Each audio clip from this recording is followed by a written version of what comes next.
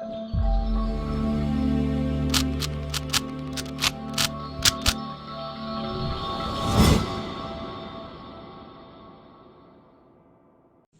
Guys, I hope you like my videos. If you like my videos please like share and subscribe our channel. जैसे कि आप लोग जानते हैं कि आपको हमारे चैनल पर मैथ्स फुल 12th का काउंट्स, बिजनेस स्टडीज और इकोनॉमिक्स, जैसा कि आप देख रहे हैं कि हम 9th चैप्टर के स्टार्टिंग पे पहुंच चुके हैं और कोशिश यही करेंगे कि जल्दी से जल्दी आपका सिलेबस कंप्लीट कर दें मैक्रो इकोनॉमिक्स का। और अगर हम बात करें 11th के अकाउंटेंसी की और बिजनेस स्टडीज की और मैथ्स की, जो कि आपको अवेलेबल हो जाएगा, तो 12th के कॉमर्स सब्जेक्ट्स आपको मोस्ट प्रॉब्ली सारे अवेलेबल हैं यहाँ पर, आप प्लेलिस्ट में जाकर चेक कर सकते हैं। तो चलिए, आपके पास 8 चैप्टर हम ऑलरेडी कंप्लीट कर चुके हैं, अब ये 9वां चैप्टर है। ये भी बहुत इजी चैप्टर है, अच्छा चैप्टर है, इंपॉर्टेंट चैप्टर है और इस यूनिट का लास्ट चैप्टर है। तो इसमें क्या डिस्कस करने जा रहे हैं, आज का जो हमारा पार्ट है इसमें हम आपके साथ सिर्फ डिस्कस करेंगे एक्सेस डिमांड। नेक्स्ट में आपके पास डेफिसिट डिमांड और फिर हमारा टॉपिक है लास्ट कि किस तरीके से अपनी इकोनॉमी के अंदर एक्सेस डिमांड और डेफिसिट डिमांड को कंट्रोल करने की कोशिश कर सकते हैं, यानी क्या तरीके हो सकते हैं जिससे आप इस डिसइक्विलिब्रियम सिचुएशन को कंट्रोल करेंगे। तो व्हाट इज एक्सेस डिमांड? देखिए, जब आपके पास जितनी एग्रीगेट सप्लाई है, एग्रीगेट सप्लाई के बारे में हम पढ़कर आए हैं, उसके कंपैरिजन में अगर जो ओवरऑल एग्रीगेट डिमांड है ऑफ योर इकोनॉमी या हमारी इकोनॉमी की एग्रीगेट डिमांड जो है वो ज्यादा होती है, that is known as excess demand. तो यही इस डेफिनेशन में भी हमने लिखा है, it refer to a situation when aggregate demand is greater than aggregate supply to the full employment level. अब देखिए, यहां पर एक असम्पशन ली जाती है कि सभी लोग जो हैं वो वर्क पे लगे हुए हैं। फुल एम्प्लॉयमेंट लेवल का मतलब है जो लोग जॉब सर्च कर रहे थे उन लोगों को जॉब मिल गई है, वो लोग अनएम्प्लॉयड नहीं है, एवरीबडी इज एम्प्लॉयड, ऐसा मान के चला जाता है, जो कि एक रियल सिचुएशन नहीं है। ठीक है, ऐसी सिचुएशन में भी आपकी जो एग्रीगेट डिमांड है वो एग्रीगेट सप्लाई से ज्यादा है। तो आप खुद बताइए, क्योंकि जितने भी लोग थे जो वर्क देख रहे थे उनको वो वर्क मिल गया है, तो यहाँ पर आउटपुट तो आप चेंज नहीं कर सकते, आउटपुट तो आप नहीं बढ़ा सकते, क्योंकि ऐसा माना जा रहा है कि फुल एम्प्लॉयमेंट लेवल है ऑलरेडी। बट इसका इंपैक्ट प्राइस पर तो पड़ेगा इकोनॉमी के अंदर। तो अगर मान लीजिए कि मैं एक प्रोड्यूसर हूं और मैं जितना प्रोड्यूस कर सकती थी, बेशक एक प्रोड्यूसर मैक्रो में नहीं आता, बट समझने के लिए समझा रही हूं कि मैं जितना भी प्रोड्यूस कर सकती थी, मैक्सिमम मेरे पास जितना भी लेबर था, टाइम था, मशीन आवर्स थे, सब इस्तेमाल करके मैंने 500 क्विंटल बना लिया। लेकिन जो डिमांड है मेरे प्रोडक्ट की वो 700 क्विंटल है। तो अब क्या होगा? क्या मैं अपना आउटपुट इंक्रीज कर सकती हूँ? नहीं कर सकती। और क्या आपको नहीं लगता कि अगर मेरे प्रोडक्ट की मार्केट में डिमांड ज्यादा है तो कहीं ना कहीं उसके प्राइस पे फर्क पड़ेगा, मैं अपने प्रोडक्ट के लिए ज्यादा प्राइस चार्ज करूंगी। सेम सिचुएशन आप मैक्रो इकोनॉमिक्स में भी देखिए, अगर देश में किसी भी पर्टिकुलर चीज की डिमांड यानी एग्रीगेट डिमांड होती है, पूरे कंट्री की डिमांड जिसे हम कहते हैं, मैक्रो लेवल पर हम एग्रीगेट डिमांड शब्द का इस्तेमाल करते हैं, तो aggregate demand is greater than aggregate supply at full employment level, यानी जब सारे सोर्सेज लगाकर आपने इंप्लॉय कर आपने अपना आउटपुट बना लिया, इससे ज्यादा आउटपुट इंक्रीज नहीं करा जा सकता। तो that is known as excess demand. तो it refer to a situation when aggregate demand is greater than aggregate supply. It is also known as inflationary gap. What does inflation means? Inflation का मतलब होता है prices में increase आना। और जब demand ज्यादा होगी, जैसे अभी मैंने आपको बताया, अगर मेरे मार्केट में 700 क्विंटल की डिमांड है और 500 क्विंटल मेरे पास तैयार हुआ है, तो ऑटोमेटिक है कि मैं अपने प्रोडक्ट का प्राइस ज्यादा चार्ज कर सकती हूँ, बिकॉज मार्केट में मेरे प्रोडक्ट की डिमांड ज्यादा है। तो मीनिंग लिखने के बाद हम इसका डायग्राम समझाएंगे। हमने इसी तरीके से आंसर को, इस नोट्स को बनाया है कि आप आसानी से समझ सके कि आप प्रेजेंट कैसे करेंगे। तो सबसे पहले आप उसको डिफाइन करिए, उसका दूसरा नाम बताइए, डायग्राम देखेंगे, फिर डायग्राम की एक्सप्लेनेशन देखेंगे, फिर रीजन देखेंगे हम लोग, और फिर इसका इंपैक्ट देखेंगे। तो देखिए, आपको पता है एग्रीगेट सप्लाई वाली जो लाइन होती है वो आपकी 45 डिग्री लाइन होती है, और इसका सिग्निफिकेंस ये है कि जो एग्रीगेट सप्लाई है वही आपकी इनकम है। यहाँ पर आपका आता है इनकम, इंप्लॉयमेंट एंड आउटपुट, और यहाँ आपका एग्रीगेट डिमांड और एग्रीगेट सप्लाई, कुछ भी बोल सकते हैं, जो भी कर्व आप बना रहे हैं, राइट। तो एग्रीगेट सप्लाई कर्व आपके पास 45 डिग्री लाइन होता है, बिकॉज जीरो इनकम पर जीरो एग्रीगेट सप्लाई, 10 करोड़ अगर इनकम है तो 10 करोड़ एग्रीगेट सप्लाई। क्यों? आपने पढ़ा है इनकम मेथड हो या आउटपुट मेथड हो, दोनों से जो नेशनल इनकम निकलेगी दैट इज इक्वल। नाउ अगर हम मान लेते हैं कि हमारा फुल एम्प्लॉयमेंट लेवल पर एग्रीगेट डिमांड था ये, दैट इज C+I। वैसे आप लोग जानते हैं कि एग्रीगेट डिमांड के 4 कंपोनेंट है, consumption expenditure, investment expenditure, government expenditure और नेट एक्सपोर्ट। इसके बारे में डिटेल से देखने के लिए डियर आपको इस यूनिट की जो फर्स्ट वीडियो है, जो इस चैप्टर की फर्स्ट वीडियो है, इस यूनिट की बेसिकली फर्स्ट वीडियो है, वो आपको चेक करनी पड़ेगी अगर आपको ये क्लियर नहीं है। तो ये चैप्टर आप तभी समझ सकते हैं जब आप इससे प्रीवियस चैप्टर्स को अच्छे तरीके से क्लियर कर चुके हैं। तो आप जाकर प्लेलिस्ट में बिना किसी टेंशन के आप इकोनॉमिक्स की प्लेलिस्ट में जाइए, आपको हर चीज एक सीरियल नंबर में मिलेगी, आपको टेंशन लेने की जरूरत नहीं है। तो आपके पास हमने जो यहाँ पर एग्रीगेट डिमांड के कंपोनेंट ले रखे हैं वो दो, उसका रीजन भी हमने बताया था। आपकी जो मैक्रो इकोनॉमिक्स का फर्स्ट चैप्टर है उसमें भी आपको 2 सेक्टर फ्लो कराया गया है, जबकि आप 4 सेक्टर इकोनॉमी में सर्वाइव कर रहे हैं। तब भी इसी वजह से आपका जो पूरा अभी तक का जो डायग्रामेटिक फॉर्म है एग्रीगेट डिमांड का, वो 2 सेक्टर में लिया गया है, हाउस होल्ड और फर्म। तो कंजम्पशन और इन्वेस्टमेंट एग्रीगेट डिमांड के 2 कंपोनेंट है। एंड ये आप मान लीजिए कि ये इक्विलिब्रियम है एग्रीगेट सप्लाई एग्रीगेट डिमांड का एट फुल एम्प्लॉयमेंट लेवल। यानी यहां पर ऐसा माना जा रहा है कि जितने भी एम्प्लॉइज एम्प्लॉय करे जा सकते थे वो एम्प्लॉय कर दिए गए हैं, जो लोग जॉब ढूंढ रहे थे। यानी अगर कोई अपनी मर्जी से अनएम्प्लॉयड है तो वो एक अलग बात है, लेकिन जो लोग जॉब ढूंढ रहे थे उनको जॉब दे दी गई है, फुल एम्प्लॉयमेंट लेवल ऐसा माना जा रहा है। इक्विलिब्रियम, एग्रीगेट डिमांड जब एग्रीगेट सप्लाई के इक्वल है। अब अगर कंजम्पशन या इन्वेस्टमेंट में से कोई भी चीज इंक्रीज होती है, ठीक है, कंजम्पशन या इन्वेस्टमेंट में से कोई भी चीज इंक्रीज होती है तो एग्रीगेट डिमांड इंक्रीज हो जाएगी।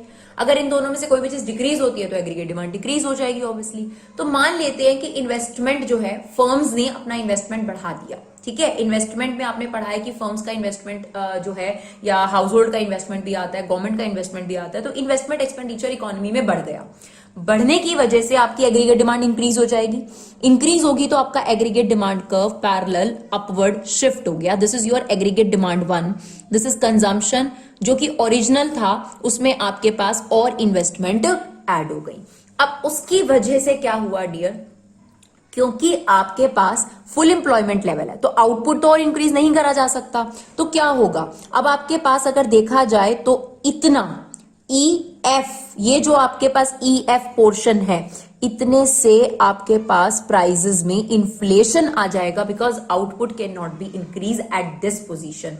तो this point is known as inflationary gap, या ये जो आपके पास EF पॉइंट है या EF जो आपके पास लाइन है, ये पोर्शन शो कर रहा है एक्सेस डिमांड, यानी जितनी डिमांड इकोनॉमी में होनी चाहिए थी उससे ज्यादा हो जाना, that is what excess demand. और ध्यान रखिएगा ये क्वेश्चन आपके पेपर में ऐसे भी आता है, एक्सप्लेन इन्फ्लेशनरी गैप, राइट। तो इन्फ्लेशनरी गैप नाम आए, एक्सेस डिमांड आए, एक ही बात है। तो what is excess demand, when aggregate demand of an economy is greater than aggregate supply at full employment level। क्योंकि अब इससे ज्यादा आप एम्प्लॉय नहीं कर सकते, ऐसा नहीं हो सकता कि आप यहां पर इक्विलिब्रियम पर आ जाएं और आप ये आउटपुट प्रोड्यूस कर लें। कैसे प्रोड्यूस करेंगे, बिकॉज हम ये एज्यूम करके चल रहे हैं कि यहाँ फुल एम्प्लॉयमेंट हो चुका है, राइट। तो आपके पास दिस इज व्हाट इन्फ्लेशन, यानी चीजों के प्राइस बढ़ेंगे बिकॉज आउटपुट इंक्रीज नहीं करा जा सकता, ठीक है जी। तो पहले आपने ये बताया, फिर डायग्राम बताया, फिर देखिए डायग्राम को एक्सप्लेन कर दीजिए। ये हमने डायग्राम को एक्सप्लेन करा है, अपनी ही लैंग्वेज में आप एक्सप्लेन करिए, घबराने की जरूरत नहीं है। देखिए जो चीज आपने बनाई वही चीज आपने एक्सप्लेन करनी है। सबसे पहले क्या था, X axis. On X axis we show income, employment and output. On Y axis we show aggregate demand and aggregate supply. AS is the aggregate supply curve which is a 45 degree line. AD या AD1 आप कह सकते हैं, AD is aggregate demand whose component is consumption plus investment. When and the equilibrium is established at E where aggregate supply and aggregate demand curve intersect, right? अब क्या हुआ, when the investment increases, aggregate demand curve shift upward and the new aggregate demand curve is AD1. This leads to inflation in an economy. That's it. यही चीज जो आपने बनाई है, इसी चीज को आपने एक्सप्लेन कर देना है। मैम आप तो जल्दी बोल गए, कोई बात नहीं, ये देखिए ये हमने आपके लिए लिख दिया है, बट जो आपने डायग्राम में एक एक करके स्टेप बनाया वही चीज आपने इंग्लिश में लिख देनी है और कुछ नहीं करना, राइट। इसके बाद what are the reasons of excess demand, ये डिमांड बढ़ती क्यों है, एक्सेस होती क्यों है। देखिए यहां पर आपने बेशक डायग्रामेटिकली 2 सेक्टर फ्लो लिया है, लेकिन in real terms aggregate demand के 4 कंपोनेंट होते हैं, that is consumption, investment, government expenditure और नेट एक्सपोर्ट। तो इन चारों 5 कंपोनेंट्स में चेंज आने से एग्रीगेट डिमांड में इंक्रीज डिक्रीज होगा। तो बहुत सिंपल सा फिनोमिना है। देखिए अगर कंजम्पशन इंक्रीज हो गई, एग्रीगेट डिमांड का ये कंपोनेंट है, अगर कंजम्पशन इंक्रीज हो गई ठीक है, या कंजम्पशन में के जो कंपोनेंट्स होते हैं, कंजम्पशन का आपने पढ़ रखा है, कंजम्पशन फंक्शन में एक ऑटोनॉमस कंजम्पशन होता है और एक होता है बी वाई, यानी ये वो कंजम्पशन होती है जो आपकी एमपीसी पे डिपेंड कर रही होती है, मार्जिनल प्रोपेंसिटी पे डिपेंड कर रही होती है, और ये तो खैर फिक्स्ड है। तो अगर आपकी मार्जिनल प्रोपेंसिटी इंक्रीज हो जाती है तो डेफिनेटली आप कंजम्पशन इंक्रीज कर देंगे। तो आपके पास एक पहला पॉइंट हो गया when increase in consumption expenditure. तो अगर इंक्रीज इन कंजम्पशन एक्सपेंडिचर होगा तो एग्रीगेट डिमांड बढ़ जाएगी एंड वाइसा वर्सा, राइट। अभी फिलहाल हमें इंक्रीज के रीजन देने हैं। इसी तरीके से अगर इन्वेस्टमेंट एक्सपेंडिचर बढ़ जाए इकोनॉमी के अंदर तो भी एग्रीगेट डिमांड बढ़ जाएगी। अगर गवर्नमेंट एक्सपेंडिचर बढ़ जाए तो भी आपके पास एग्रीगेट डिमांड बढ़ जाएगी। अगर एक्सपोर्ट बढ़ जाए, लाइक बाहर के लोग हमारे प्रोडक्ट की डिमांड कर रहे हैं, तो डेफिनेटली आपकी डिमांड बढ़ जाएगी एग्रीगेट डिमांड की। फॉर एग्जांपल हम कंप्यूटर सेलर्स हैं, ठीक है, तो अगर हाउस होल्ड कंप्यूटर की बहुत सारी डिमांड कर रहे हैं तो एग्रीगेट डिमांड बढ़ गई। फर्म्स कंप्यूटर की डिमांड कर रही हैं तो एग्रीगेट डिमांड बढ़ गई। गवर्नमेंट सेक्टर की वजह से कंप्यूटर की डिमांड आ रही है तो भी आपकी एग्रीगेट डिमांड बढ़ गई।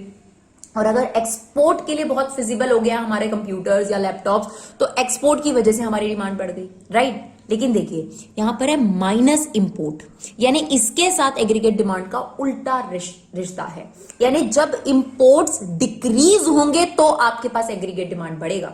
तो ये चारों का पॉजिटिव रिलेशनशिप था, consumption increase aggregate demand increase, investment increase aggregate demand increase, government expenditure increase aggregate demand definitely increase, export increase होगा तो भी एग्रीगेट डिमांड इंक्रीज होगा।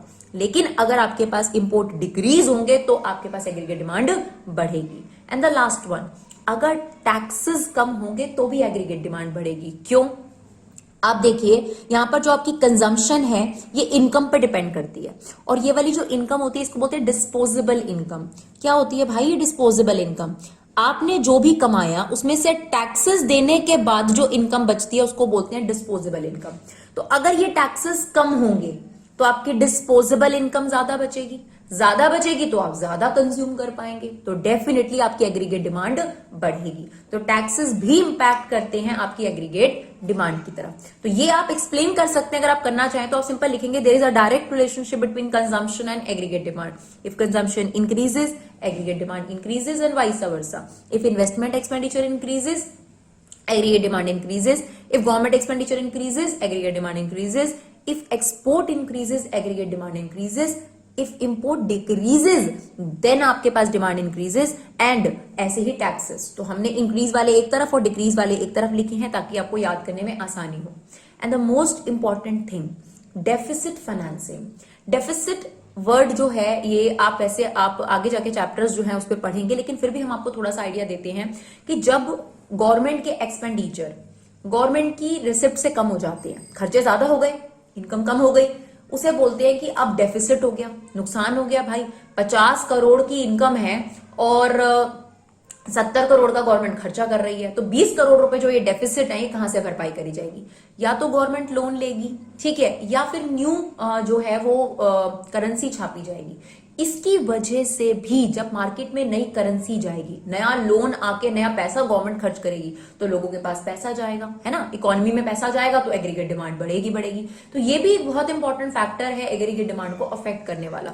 तो बाकी तो बहुत सिंपल है, जो ध्यान रखने वाला है वो है डेफिसिट फाइनेंसिंग। तो इसे दिमाग में जरूर रखिएगा कि गवर्नमेंट के पास जो खर्चे हैं उनको पूरा करने के लिए या तो गवर्नमेंट ने नई जो है करेंसी प्रिंट करी और वो करेंसी इकोनॉमी में जाएगी, तो देखिए जितना इकोनॉमी में पैसा जाएगा उतना डिमांड इंक्रीज होगा डेफिनेटली, ठीक है।